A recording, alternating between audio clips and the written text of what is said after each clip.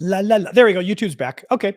Um, I just think it's a little weird. Trump is talking about taking ownership of Ukraine's like nuclear plants and other electrical plants. Why?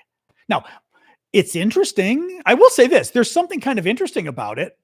Um, oh, that's interesting, Arctic. I didn't even. That's actually very interesting. I didn't even think of that. That's interesting. Yeah. It's a little weird, right?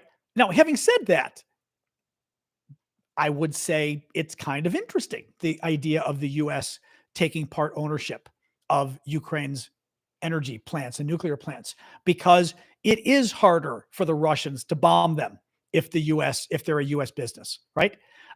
It does make it a little more like when Russia invades again, which they will someday. Can they take the plants? I mean, it's weird. Russia invade. Actually, think about this. Russia invades again. Can they really bomb a U.S. owned electrical plant? Right? I don't know. I don't know. Yep, YouTube's already back, Doug. I started. It's already up again now. I had to turn it off because YouTube had crashed. So I turned it off and I started in a new room. Yep, it's back now. No, it's okay. Good to let me know because you never know. Sometimes I wouldn't know. But yeah, we knew it. It just crashed, and that's so I had to create an entirely new room.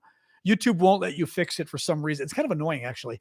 When you're live, they won't let you fix stuff. It just disappears, and you got to like tell people to come back. In any case, so yes, weird stuff with Trump. Let me see what else is here. The electrical plants was just bizarre. U.S. Russian officials are going to meet in Saudi Arabia in the coming days to talk peace, whatever. This was funny. The German defense minister publicly criticized. He didn't just criticize. He publicly made fun of Donald Trump for the call Trump held with Putin yesterday. And Trump claimed it was a great call and this kind of stuff, right? The call about Ukraine. This kind of surprised me. Listen to this. The German defense minister criticized Trump. Germany's defense minister, Boris Pistorius, criticized the call between the U.S. and Russian presidents the day before, saying the partial ceasefire announced by Trump afterwards doesn't actually mean anything.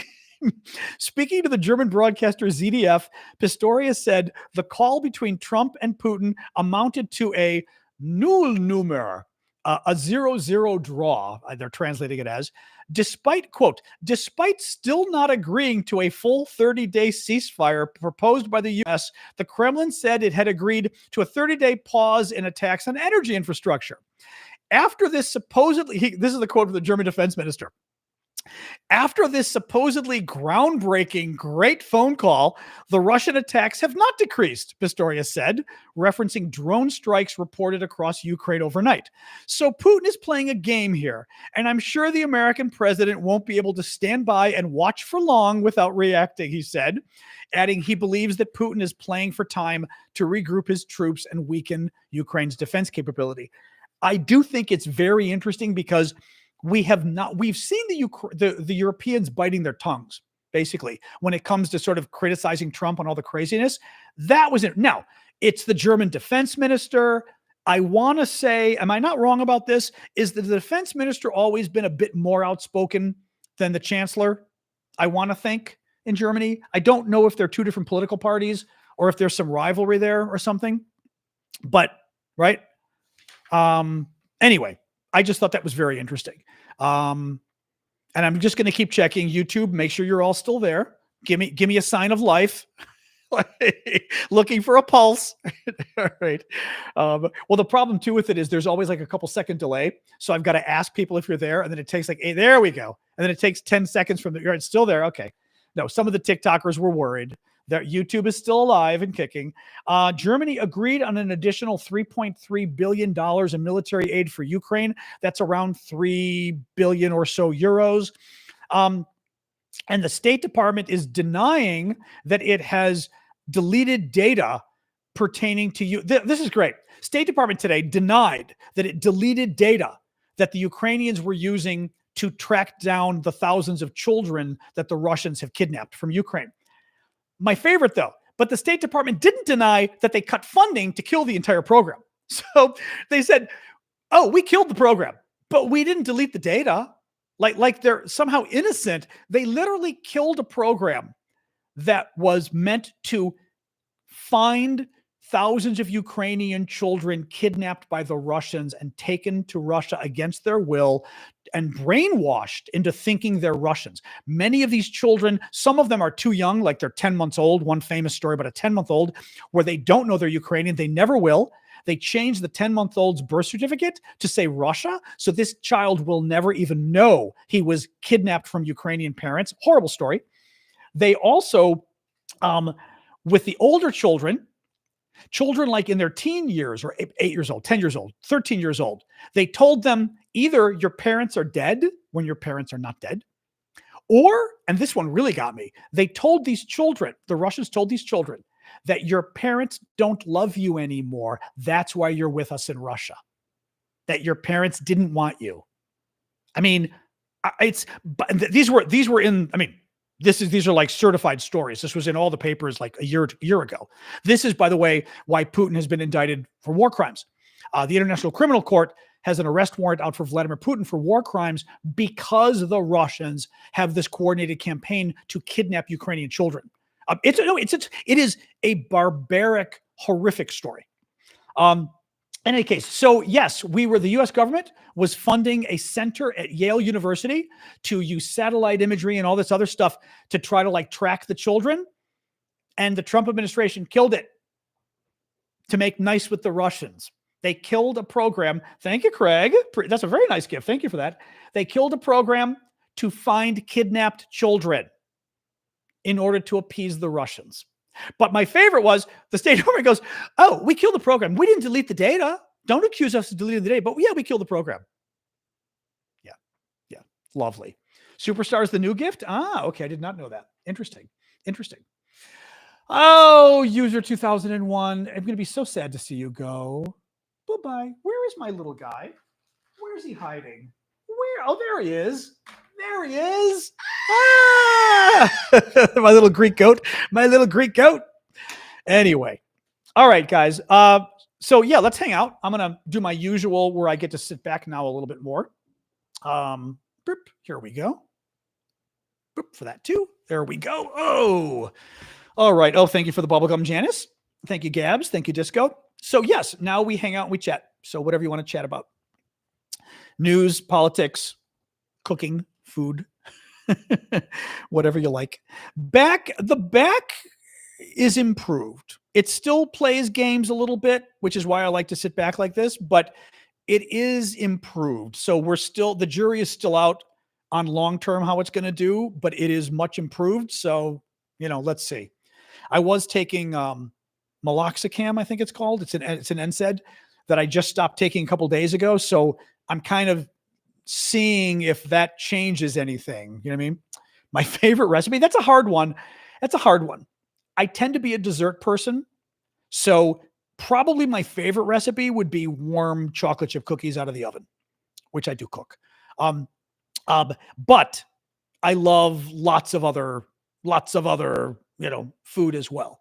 But that's my number one thing, my death row meal. Oh, I don't even know. My death row meal would probably be lots of dessert. I would think brownies with ice cream, chocolate chip cookies, my mom's cheesecake, right? All those kind of things. That would probably be my death row meal. Main course. I mean, I like food. I love food overall, but main food, it's rare that a main meal makes me as yummy as a dessert will. A dessert is usually far yummier for me.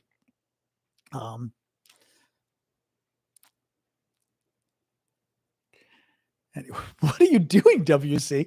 Oh, that's funny. It's okay. Greek desserts are not my favorite, to be honest. I make them well, but they're not my favorite. Hey, Pishka in Odessa. Good to see you. You ate cheesecake for breakfast for a year after your divorce. Oh my God. I mean, I wouldn't be thrilled about the weight gain, but cheesecake for breakfast is a wonderful thing. Oh, hey, Charles. Welcome, Charles Metcalf. Just signed up as a monthly subscriber on YouTube. Thank you for that.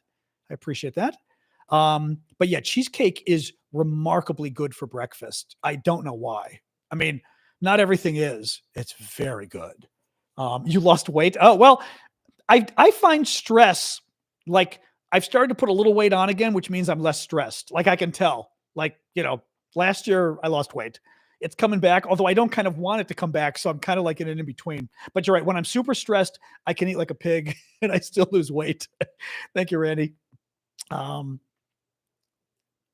I don't know. Well, someone on TikTok said the UK is going to do conscription. That does not mean it's true.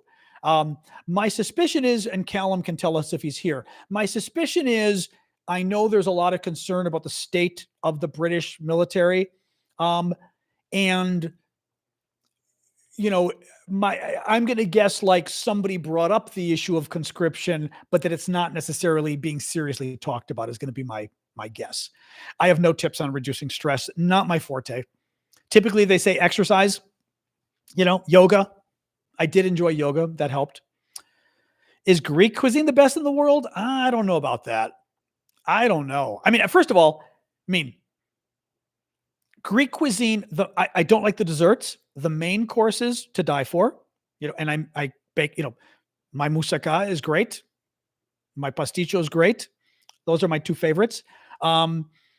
Italian cuisine, pretty damn good. Like, there are a lot of, Greek food I love, but not a wide range of dishes I love in Greek. Italian food, there's a wide range of dishes I love. French food, very good as well. Probably Italian more. Japanese, Japanese is tricky. I hated the food in Japan. I like sushi in America, but in Japan, everything was raw. In America, the tuna and the salmon are raw and nothing else is. In Japan, everything was raw. It was disgusting. Indian, I've never loved Indian food. I'm still open to it, but I've only had like one Indian restaurant I liked in Paris, and it was good. And I was dragged to it kicking and screaming, but I was with a large group, and I was like, well, if they want to go get Indian, what am I going to do? Say no? And the food was good. Otherwise, I have not enjoyed Indian food. I love Thai. Yep. I love a lot of foods, but my favorite, if I had to pick one, it's probably Italian. It probably is Italian. Yeah. Amazing food. I don't like spicy. That's the problem. Correct. I like spices, but I don't like hot. So that's the problem. Yep. Anyway, hello, Alaska. Good to see you.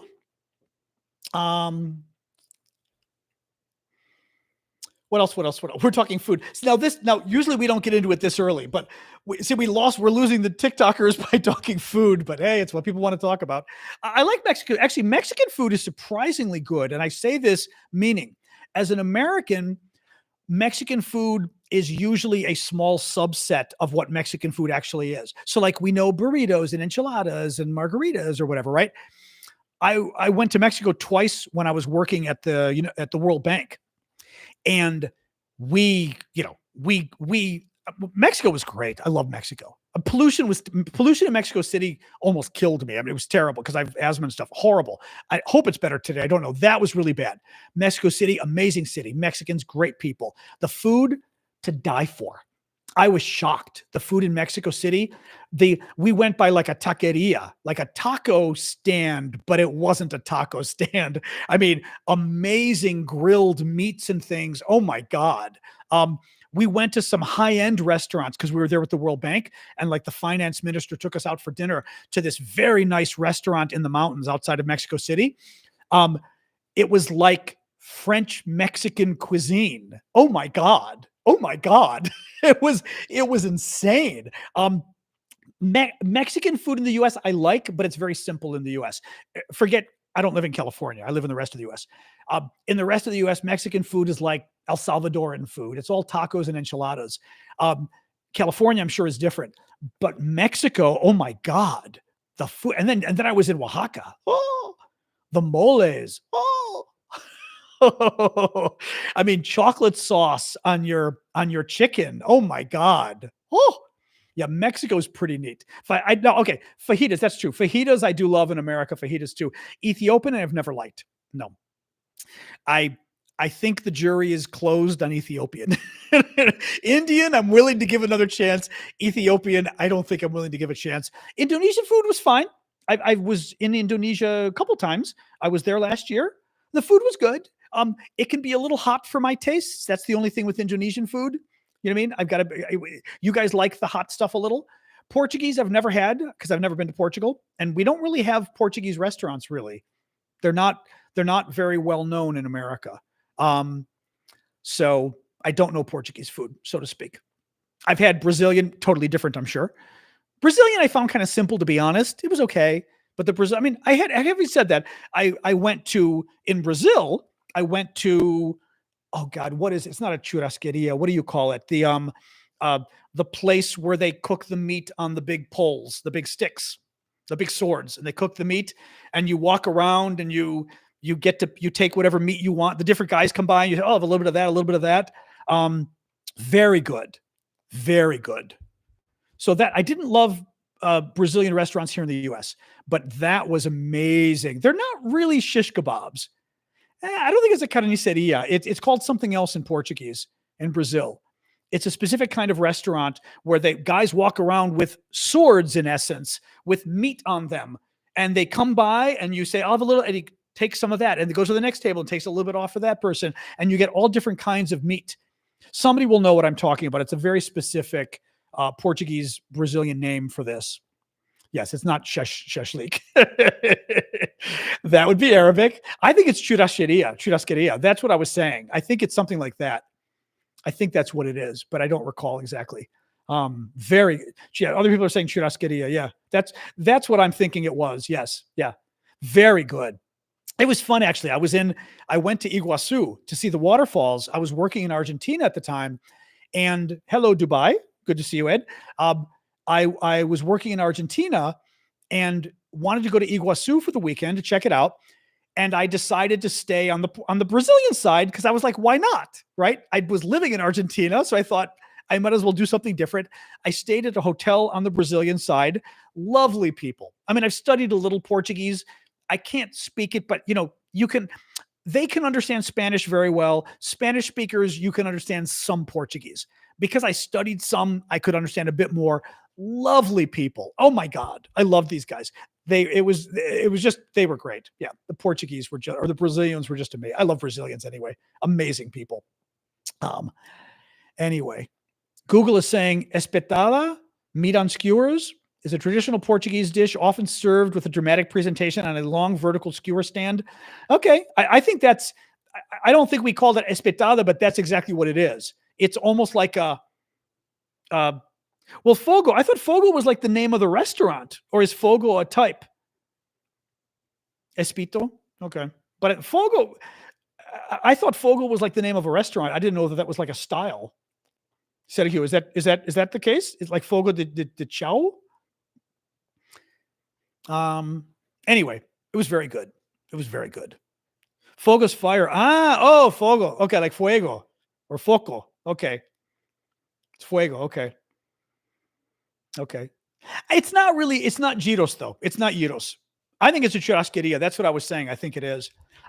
It's not gyros because gyros is actually combinations of meat and spices that you reassemble almost like a hamburger. You grind lamb and spices and other stuff, and you put it back together like the way you would hamburger meat, and then that gets grilled. Whereas this is actual meat, solid pieces of meat, different kinds on each skewer, and you get some sausage, and you get some steak, and you get some whatever, all these different kinds of meat. Like shawarma? I don't remember if that's what shawarma is. Is that what shawarma is? I think of shawarma as being composite meat as well. Is it not? Sort of like gyros. Maybe it's not. The detainees arrested for no crimes. I don't really have any. I mean, I know there's been a lot of talk about it, but I don't know necessarily. I don't have any details in front of me though. Date pastries. My mom liked dates because she's Greek. The one thing I will say is she has a recipe for date nut bread that is it's very good. And I've got the recipe. I'm going to need to make it at some point, but she would make it at Christmas and make little loaves and give the loaves to everybody as gifts. And inside of it, you basically mix dates with brown sugar, cinnamon, the warm spices, and you put it in the middle of the bread. It's a cake loaf, and it stays moist and together. So you cut it and you get this gooey, gooey, sugary, buttery, date thing that actually is quite good. Well, carne asada is what we call it in Spanish. They, whoever. Like in Argentina, carne asada is barbecue, basically. But it's different in Brazil. I don't remember them doing this in Argentina exactly. It's this literally walking around with swords with meat on them. and they go table to table. I'll have a little of that. And they cut off a little bit of the sword for you and they go to the next table. It's a whole thing. Yeah, Spanish. I remember I was even asking the Brazilians on this and the Argentines. Spanish speakers seem to find Portuguese more difficult than Portuguese speakers find Spanish. Thank you, Ellie, for subscribing. Because when I talked to the Brazilians about it, they were like, oh, yeah, we can understand the Spanish, no problem. The Argentines, they have a hard time understanding us. And certainly, I was doing what I went over to Brazil on a little moped and stuff too, a different time when I was in Colombia. And the Brazilians could understand my Spanish. I also threw in a little Portuguese because I'd studied some, but they understood my Spanish fine. I did okay with them, but I think they were trying to speak some Spanish with me to be nice because otherwise it's too hard, let me get the dog some water. 1 second here. 1 moment. All right, dog. All right, dude. Oh, there you go. All right. Ooh la la. Ooh la la. Ugh. What were you asking about, T Queen? I didn't see you ask anything earlier. I believe you, but I don't always see every message. Portuguese understand Spanish, but they don't understand Portuguese. That's exactly was my experience. And Italian, I don't know how Italian fits in. I speak Italian and Spanish both. I don't find but I'm not a native speaker of either. So I've never found the languages that close. Honestly, I've always said for my tastes, Italian almost reminds me of French with a Spanish accent a little bit. The grammar, to me, Italian grammar reminds me of French grammar. For me. But I don't know, there's this myth that Spanish speakers and Italians can understand each other. I don't know if can you, but I'm curious, for really native speakers there, how you guys find it. You speak Spanish, you can understand it. That's interesting. Okay. That's interesting. Cause I speak both, so I don't necessarily, I don't know. You know what I mean? Yeah, Portuguese is entirely different. Yeah, the pronunciation, but also it's harder. It's harder. So interesting. Okay, Mundashi, native Spanish speaker here. I can understand 60 to 70% of Italian and Portuguese. That's interesting. Okay, that's very interesting. Interesting. Portuguese alone, because the accent is so different. Portuguese is like French in a sense that the accent is so different that you got to learn the accent in order to go, that's what the word is. Like in French, once you learn the accent, then it makes sense. But the pronunciation, when I say accent, I mean pronunciation. The pronunciation in French is so different than what's written on the page that it's confusing, right? Whereas Spanish, Greek, Italian, you literally pronounce the word as it is written, which makes it a lot easier, I think. I find Italian very French for my tastes. Yeah. I speak both and I studied both. And like I said, for me, Italian is like some Spanish words with French grammar, I feel like. And your son speaks Spanish and understood Italian. Interesting. Okay. Well, also, I should say, I kind of taught myself Italian because I speak Spanish. So, I was learning French at the same time too, but my Spanish probably is, I never thought about this, but my Spanish probably is the reason I was able to learn Italian so well, probably. Because at the time I went to Italy, well, I was living in France. So at the time I was in Italy, I was learning French. So it's hard to say. Anyway, wonderful languages. Most exotic Italian dish. Okay. So I don't know about exotic, but I did have a new dish in Rome a couple weeks ago, which I cannot speak Norwegian now. I did have a new dish in Rome that was pasta alla zozzona. or Zozzona, I think it's called. And it's very funny because it was a Neapolitan restaurant and the guy was hilarious. Just this little place, very small place in Rome. And Zozzona seems to be a word that kind of means dirty girl, I think, or worse in Italian. And it's this interesting pasta dish that's a mixture of like carbonara, I think amatriciana, whatever it's called, like a couple different, like 3 or 4 even pasta dishes mixed together, which is very good. I wouldn't call it exotic. I don't think I've ever eaten anything in Italian that's been exotic. But yeah. But it was very, but I thought it was interesting because it was new and I wasn't familiar with it. It was such an interesting mix of the meals, but I don't think I've ever had any exotic Italian food that I can think of. I'm sure it exists, swordfish. I mean, that may be the most exotic. I don't think of that as very exotic, but I did. No, that's true. Actually, that's true. The most exotic I've probably had have been black ink pizza. That's probably true. They make a pizza and the top of the pizza is a sauce and the sauce is the black ink of a squid or cuttlefish or whatever. Very good, very different, very unique. Because literally it's a pizza, but it's with there's nothing else other than the sauce of black squid ink, which sounds gross as I'm describing it, unless you're really into squid. But that probably would be. That was a unique. I actually had it here at a wonderful little local Italian restaurant we had here in the neighborhood. An Italian guy from Venice, wonderful Italian. I mean, wonderful restaurant. But it was very, very interesting dish. How many languages do I know? 5, maybe. My French and Spanish are super fluent. My Italian is good, which now that I've been back to Italy, my Italian's very good. I wouldn't say super fluent, but it's very good. The Italians would think I'm fluent, I'd say. My Greek was fluent. It's rusty, but I can get by in Greece, but it's rusty. Yeah. I know the sunset is doing some nice things behind me. I was noticing that too. Yeah. Claro que hablo español, Elian.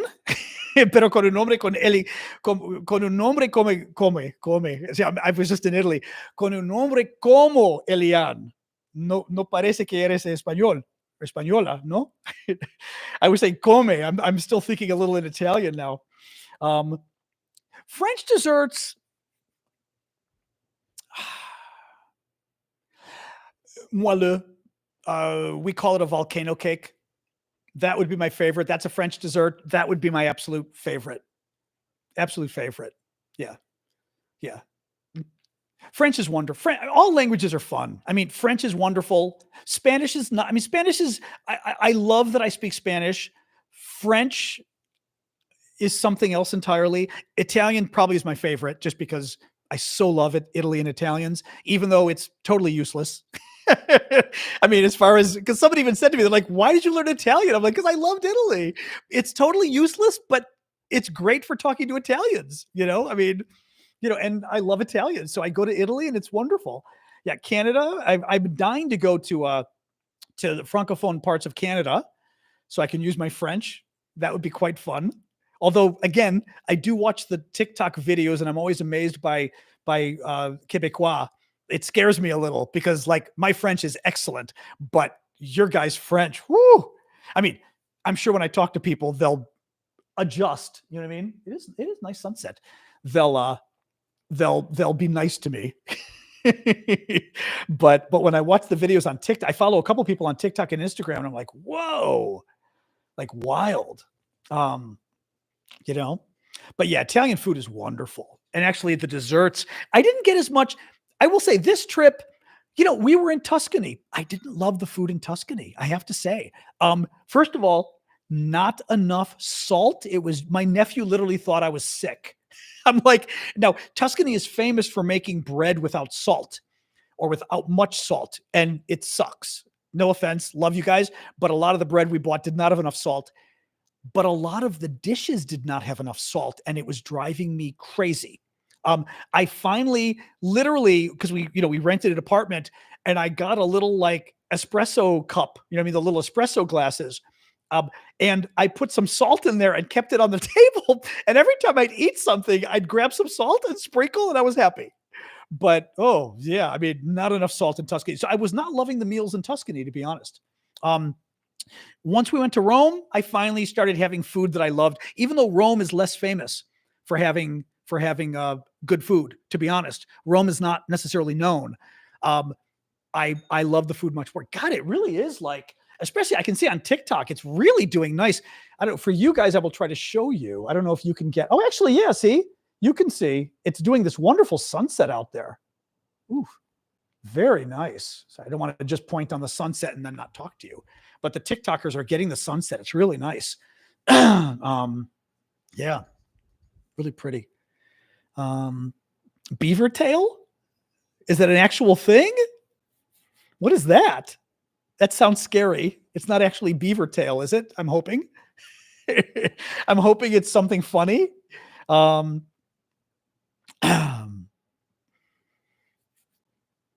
chocolate donut? Ah, okay. Chocolate donut works. That works. That works. Canadian dessert. There's a number of, I've been wanting to make, I've got the recipe somewhere. Canadian, they were these maybe maple little things that you would make them in like a cupcake tray, and these little maple things that some people liked them crispy, some people liked them soft. There was a big fight over it, and it's this classic Canadian little pastry. And butter tarts. There you go. Butter tarts. That's exactly what they were, Turka. Yep. And I was never had it, never had heard about it here in the States. Absolutely fascinated. And I found some recipes, but as I said, there was a big war on TikTok between the Canadians and the comments on whether it should be soft or hard, I want to say, because some of the people liked biting in and having it be gooey. Dying to try it. Oh, deep fried dough with cinnamon. That sounds good. Yeah. Maple butter tarts. There you go. Yep. But I need to find like a good, actually, Arctic, maybe you can be in charge of this. I need to find a recipe that is truly authentic. You know what I mean? Like one where you'd be like, yeah, this is, because I guess I can try anyway. I just hate making a whole thing, for myself. Something called a butter tart. I'm not sure I want a tray of those sitting in my kitchen. Yeah, raisins I would not want. Nuts, I don't like nuts enough to put nuts in. If you had to have nuts, I'm fine, but I don't like them enough. Raisins, as an American, I might want to put chocolate chips in, but of course I would have the authentic one first just to try. Well, I do share with the neighbors though. Yeah, I know. I'm really just the sunset's going down now, but it's still nice. Yeah, we got a nice sunset tonight. Oh, I've made Irish soda bread. I actually have a couple of good Irish recipes, and then I have a good American version, which means it's sweeter, but very good. Of course, it's not soda bread because it's sweet, but it is soda bread that's been sweetened with fruit in it and everything else. And it still is soda bread. Like you get that soda flavor, but it's a sweeter bread. It's very good. But I've had the authentic Irish ones as well.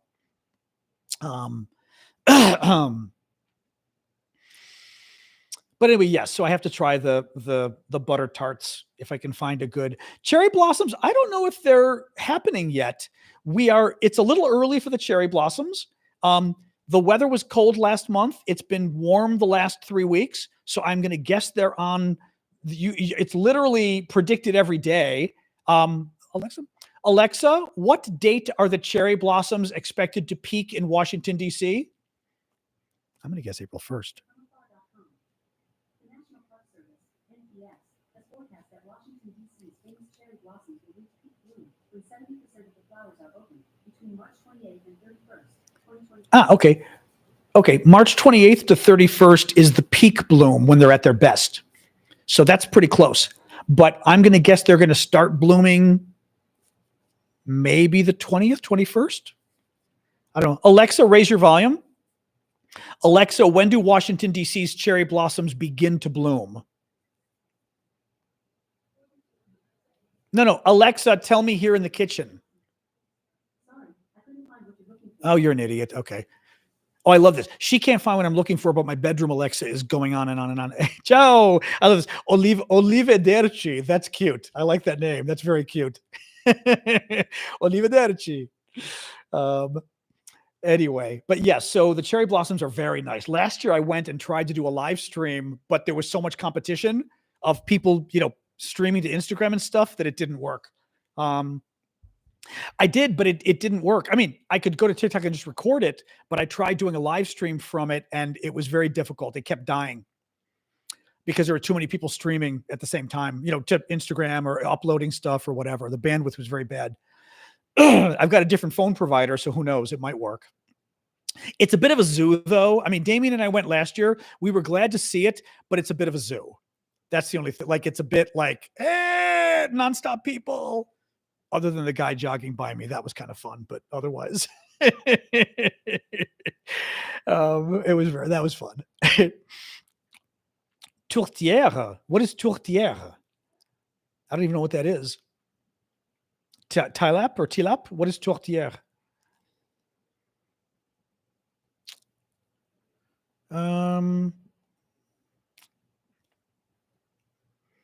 Haynes Park. I forget Haynes Point, where that is.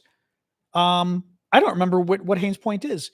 I go to, if you go to the MLK Memorial and face the water, go to the right.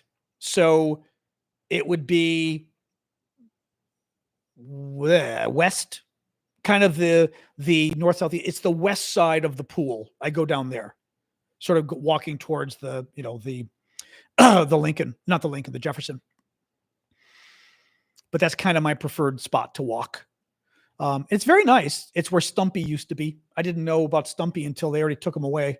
Although I thought tourtière is tortoiseshell. Okay, but why did somebody mention tourtière? Oh, French Canadian tourtière. But they wrote tourtière, T-O-U-R. Oh, it's a meat pie. Ah, okay. Oh, I don't know about that. That's interesting. A meat pie. That has potential, depending what's in it. It's not like it's one of those freaky British meat pies you put sugar in or something, is it? That would be weird. What is it? Remember, like, don't you eat something at Christmas? Not figgy pudding, or is it figgy pudding? There's some kind of sugary meat pie the Brits do. I forget. Is it figgy pudding or is it or mince pie? Mince pie. That's it. Oh, but they're fruit. Oh, they're fruit though. Okay. Well, the fruit isn't bad. That I can handle, I think. Well, I've never had it. I would try it. But we did get into a whole food discussion here, didn't we? British curd. I don't know. Is it like lemon curd or what is it? If it's lemon curd, I'm sure I'd like it. Yeah, mincemeat pie, I've never tried, but it's not meat, which is good. Figgy pudding's a real thing. Oh, yes, figgy pudding's a real thing. Oh, yeah. I forget what it actually is, because when they say pudding, I think they mean cake, a wet cake, I think. I'm trying to remember. Remind me, guys, but pudding is not the American definition of pudding. Sasha, come on, you got to wait. I gave you water already. Come on. Although she's not wrong. I can tell, like, when the show's going on too long, because Sasha's begging for water again. It is kind of a cake. Blood pudding. I've had blood sausage. That was disgusting. Argentina. I don't remember blood pudding, but I don't know. Bread pudding. That's fabulous. Pudding in British means dessert. All right. Arctic says his nanny made old French home food like rabbit meat pies. That's not coq au vin. That's interesting. Mustard chicken. I make a mustard chicken. Mustard chicken's fabulous. Blood sausage is not my thing, but mustard chicken is fabulous. Oh my God.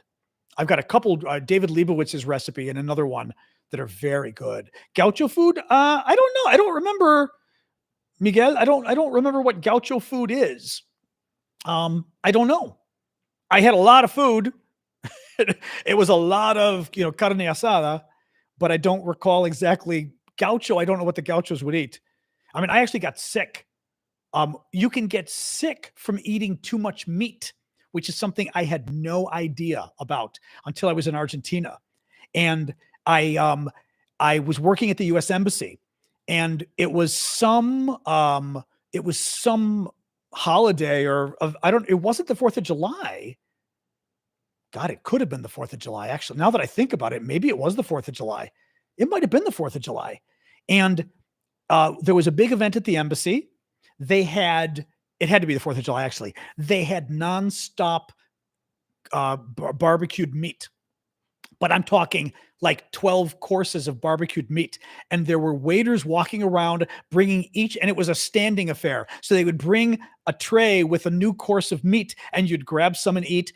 I must have eaten 12 different kinds of barbecued meat that day. I got sick. And the weirdest thing, and I went to the nurse at the embassy, and she said, basically, did you eat a lot of meat? I said, yeah. She goes, it's something that happens to new people here. When you eat too much meat, you get flu symptoms. That was I had a flu symptom. It was crazy. I mean, fever. It was in my life. I'd never experienced this. And she said, yeah, it's from eating too much meat, believe it or not. So that blew my mind. Yeah, mustard chicken, delicious. Mom's Greek dessert. I mean, I've got all of Mom's recipes.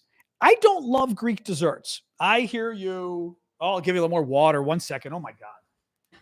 All right. A little more? Really? Oh, you want me to brush your teeth, don't you? Probably. All right, a little more water. All right. Sorry, the dog may be trying to get me to brush her teeth as well, because this is the part of the show. After the show, I brush her teeth and she gets a treat. So she gets a greenie. So that could be what's going on. Oh yeah, but I don't love Greek desserts. They're good. Sometimes they've been excellent. Like we had a really good, Mom liked to stay at this hotel in Athens, and it was funny. The breakfast was like almost a cafeteria room. It was a huge room, but traditional Greek breakfast. So you had like the Greek yogurt in Greece, right? With nuts and honey, the way the Greeks would eat it, delicious. And sometimes they would have bugatsa. I think it was either galaktobourika or bugatsa. I think it was bugatsa. And there was a guy that managed, and she told me, she goes, they don't always have it. So I went and asked the guy, and it was really cute, very sweet. And Mom's like, you asked. My Greek was good enough. So I went and I said, okay, my mom is over there. She's from Greece originally. She lives in America. And she told me she used to come to your hotel and get the bugat. You would have bugatsa sometimes. He goes, we're having it. We don't have it every day. Tomorrow. We should have it tomorrow. He goes, I'm going to make sure we make it for your mother. The next day I went up to him. They had made it, and it was very good. Bugatsa, when it's good, I have only very rarely had it very good. I forget if that was the time. It's hard to describe. It's kind of a custard with phyllo dough, although many Greek desserts are custard with phyllo dough. But I had it once when it was super fresh and warm, and oh my God. So it's like eating a good custard. The problem is, a lot of the Greek custard, sometimes I find it's a bit watered down, or they use semolina or whatever. It just not my thing. As I said, I love Greek food. I don't love Greek desserts. I make Greek desserts. I make a very good baklava. I can make galaktobourika. I can make flan. Well, we make flan in Greek. We make it everywhere, of course. Probably the same dish you have anywhere for flan. But it's not my favorite. I prefer American gooey chocolate, brownies, chocolate chip cookies, cake, cheesecake. You know what I mean? That's my my thing. Chocolate mousse is good. Croissant. Croissant aux amandes au chocolat, or croissant pain au chocolat aux amandes. That's what it is. Years ago, we're going to finish after this, but years ago I was at a picnic with friends in Paris, and somebody had brought croissant aux amandes. That's what they brought, which I'd never, as a kid, I lived in France. I was like, almond croissants. I want chocolate. I always get chocolate. And finally at the picnic, I tried the almond croissant, and it was really good. It's like almond paste. It wasn't marzipan or whatever. It was almond paste with almonds. Very good. And I told them, and I said, this was actually very good. I've never had them before. This was only a few years ago. I said, I'd never had these before. This actually was very good. I said, but what would be even better would be a croissant aux amandes au chocolat, like with chocolate in it. And they go, oh no, that exists. And I think they said it's actually called a pain au chocolat aux amandes or whatever, but like a, chocolate croissant aux amandes or whatever. And I kept my eyes open and finally found a bakery that made them. Oh my God. I mean, the almond paste with gooey chocolate in a fresh croissant that's sweet. Oh my God. So freaking good. That blew my mind, but I loved it because it was like my idea. I said, you got to put chocolate in there. They said, oh, we do. But oh my God. Greek orange cake. I don't know. I've had an Italian orange cake that I actually made a couple weeks ago. Where basically you boil the clementines, you boil 5 or 6 clementines for 2 hours, take them out, cool, open them up just to get rid of the seeds. And then you, in a food processor, mix the clementines with almond flour, eggs, a lot of eggs, like 5 or 6 eggs, almond flour, sugar, not much else. But they were good. It was different. It's a different kind of cake. Actually, it's a very European cake. I will say that. It's good, but it's very European. It's a little different, Dolma. I would not make dolma. I love them, but they're a pain in the ass, so I would not make them. But I do love them. Dolmades, yes. They're a favorite dessert, a favorite meal, but they're a pain. It was not bitter at all. No, it wasn't bitter. If anything, it wasn't orangey enough, and I even added a little orange extract. It needed more orange, to be honest. It's okay. I mean, it has oil. I think it even had olive oil. I think it had oil in it too. It's not butter, but oil, and it was okay. It's different. Like eating it with ice cream is good. I still have some in the freezer though. It's not good enough that I finished it, but it's pretty good. Well, again, I sort of heat it up with a little ice cream and it's nice, but it's very Italian for my taste. A cake made from almond flour. It's different, but it's good, but it's not exactly chocolate brownies and fresh chocolate chip cookies. No, it's, I will say that. But I'm also American. So, my mom might have liked it because she, being Greek, liked a lot of things that were sweet, but not rich. Like I liked chocolate and gooey chocolatey things. Mom liked jujubes, yellow, what do you call those? Like candies, sugar candies. Mom would like, I'd like chocolate. And I don't know if it's a European thing or a Southern European thing or a Greek thing, but I think there's a little, or at least her generation, there was a little more of they liked sweets that were hard sugar versus me liking chocolate sweets, being very American. I've not been to Finland. No, Finland, I would love to go to at some point. Oh.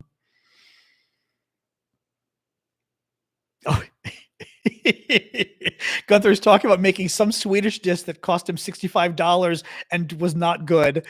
Princess Tarta? Oh, Princess Tart. Princess Tarta. In Sweden, it was not good. Now, I've made the Swedish, there's a Swedish spice bread that was very good that I made. But it's different, obviously, than that, I'm sure. But it was pretty good. That was kind of fun. The texture was wrong. Exactly. If you're about Linda, the texture of the orange cake was just wrong. Now, Asians might like it. I always make fun that my nephew's wife is Singaporean. And when I was in Asia last year, and I've had this too when I was in Japan, there is clearly something in Asian cuisine that we do not do in American cuisine. They like gooey, but gooey not in desserts, gooey in main dishes. And I would even say slimy gooey that we do not do. That was my problem in Japan, that I hated the food in Japan because I love sushi in America, but sushi in America is cooked other than salmon and tuna. Salmon and tuna isn't cooked, it's fine. But if you ever eat squid uncooked, shrimp uncooked, It's disgusting. Octopus uncooked. It's freaking like rubber bands. The shrimp uncooked was vile. You might as well have been eating jelly goo. Oh, it was just absolutely vile. For me, obviously, a lot of people like it. Japanese like it, but there's a texture in Asia. And I found this in Singapore. I found it in Indonesia. And we even asked Reiko, my nephew's wife, and she was like, yeah, there is something about like a gooey. I told you guys this. You guys knew what it was. In Singapore, we had a radish cake thing, right? A little bit sweet, made from chopped radish or something. And it was like this, maybe this tall, maybe had some nuts on it or something. Somebody knew when I mentioned it before, you knew what I was talking about. And it was delicious and disgusting. And I think I said that. I said, it's delicious and it's absolutely disgusting because it was gooey. The consistency was awful, but it was wonderful flavor, absolutely wonderful flavor. Very interesting. So yeah, anyway. But again, I'm forgetting. Somebody knew. Somebody said, "Oh yeah, it's a radish cake, like a Asian radish cake or something." It was excellent. It was at the the hawker markets, the little food markets they've got that are just great for food. But in any case, so yeah, what do you do? Again, different cultures, different tastes. We're still talking food. They got rolling. What do you do?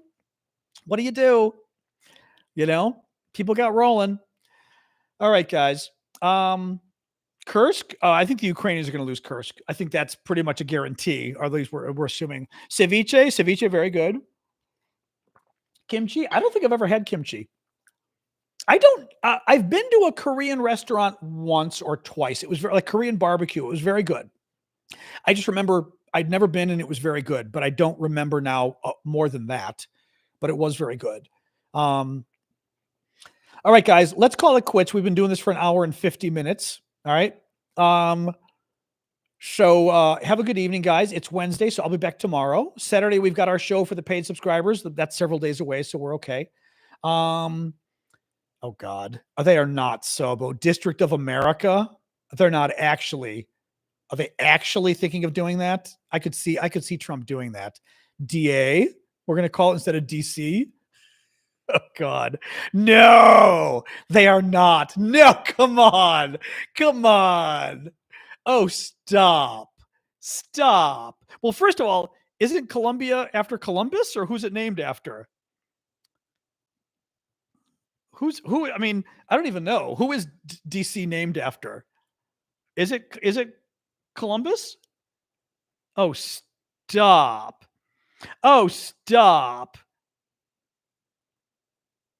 Wait, first of all, no, it's not. That's what I thought. It's only the bullshit. No, it's not true. It's not true. Yeah, it's not. I didn't think it was. This is why I told you guys, don't believe stuff you hear online. It's not true. It's first of all only being published by crazy news sources that aren't real. Always told you got to look this stuff up. Snopes. It's a fake recording of Donald Trump.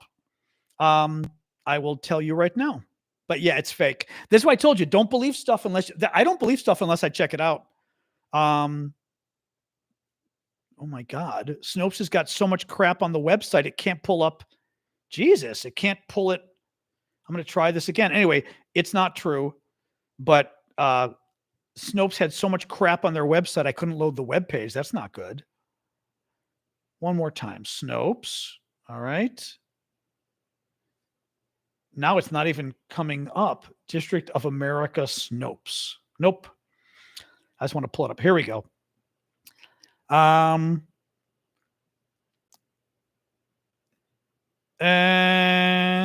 rumor started circulating online that Trump was going to name DC District of America. Users shared it everywhere. The recording was not real, and there was no evidence of the president wanting to rename the district. Fake recording, blah, blah, blah. It's fake. Yeah. Like I said, you've always got to check this stuff. Don't believe stuff online unless it comes, like me, right? You don't want to believe stuff unless you get it from someone who is notoriously correct. I would say I tend to be notoriously correct because I don't tend to share stuff unless, as you just saw right there, I don't tend to believe stuff unless I find it from a source I trust. and I won't typically share stuff that I don't have a reason, a good reason to believe it's real. Yeah. So good story though. I'm glad he's not changing the name. Although knowing Trump, he'd hear that and go, "Hey, that's a good idea." Right? I could see Trump being like, "I like that." The problem is if it's named after Columbus, they may not want to change it. I don't know if Columbia is named after Columbus. It could be.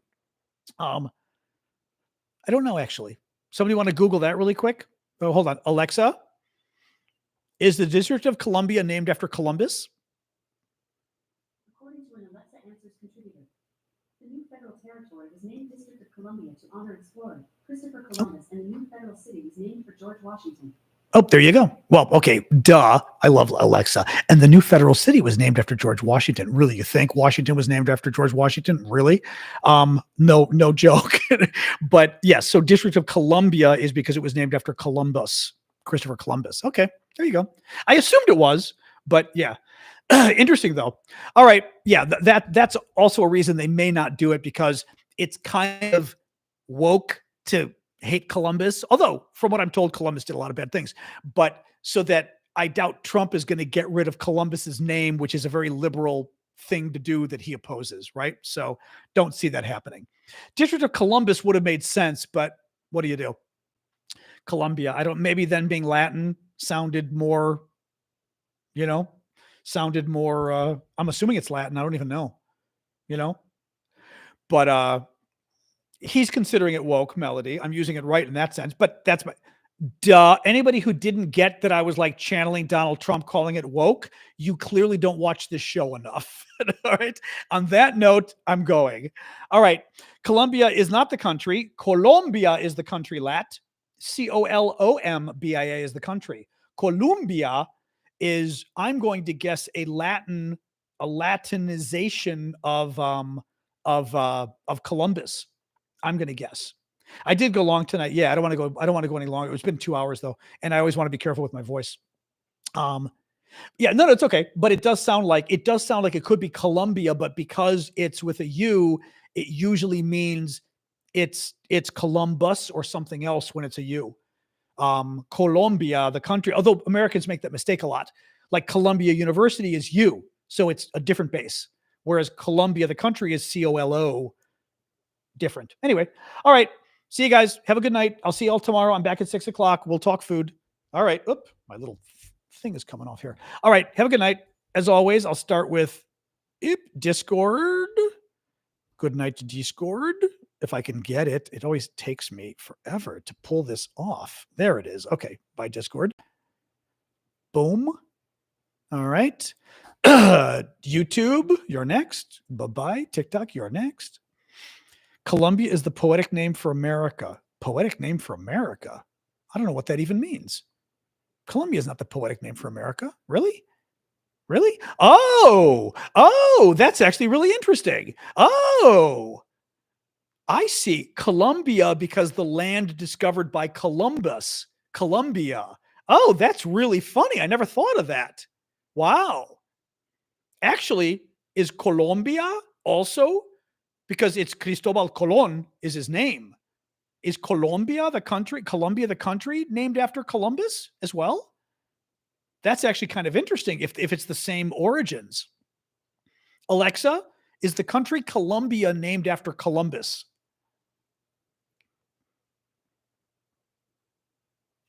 My Alexa's a little bit disabled. She's never quite all there. Alexa, is the country of Colombia named after Christopher Columbus? From Wikipedia.org, the name Colombia is a poetic term used for the United States, derived from the name of Christopher Columbus, who explored for the Spanish crown. You're an idiot. She's just an idiot. Now she's telling me what Arctic found, which is Columbia is a poetic term for the United States, which I did not know. But I'm trying to ask the moron that is Alexa about the country. Alexa, I am asking you about the country Colombia. What is the derivation of its name? Oh, God. I really do. Colombia is the name of a country in South America. It is named after Christopher Columbus. Oh, thank you. Okay, Alexa, stop. Okay, Alexa does say it's named after Christopher Columbus. Okay, so interesting. So actually, interestingly enough, this is funny because we often misspell the name of the country, but in fact, they're both the same word. It looks like, which I did not know. Both are Columbus-ia, basically. But in Spanish, it's Colon is the last name, C-O-L-O-N. Cristobal Colon. So that's why I think it's Colombia, C-O-L-O. I never knew that. It's very interesting. Interesting. Okay. Wow. But Columbia, I never knew that Columbia being the land of Columbus, Columbia. That's really interesting. Like Aravosis. Anyway, very interesting. That's kind of cool. Okay. Yeah, she's not the brightest. I am waiting for the day, and I know it's coming soon, that they start putting some AI, although granted, AI and Alexa with, it'll like take over the world, but it could use, Alexa's not very bright. It could use a little more brightness to it. And Google too, although my Google, I could probably use more as well. All right, guys, I'm signing off. Okay. That was interesting, Arctic. Thank you for that. All right. Have a good night, guys. Your burritos for popping out the door. Exactly. It's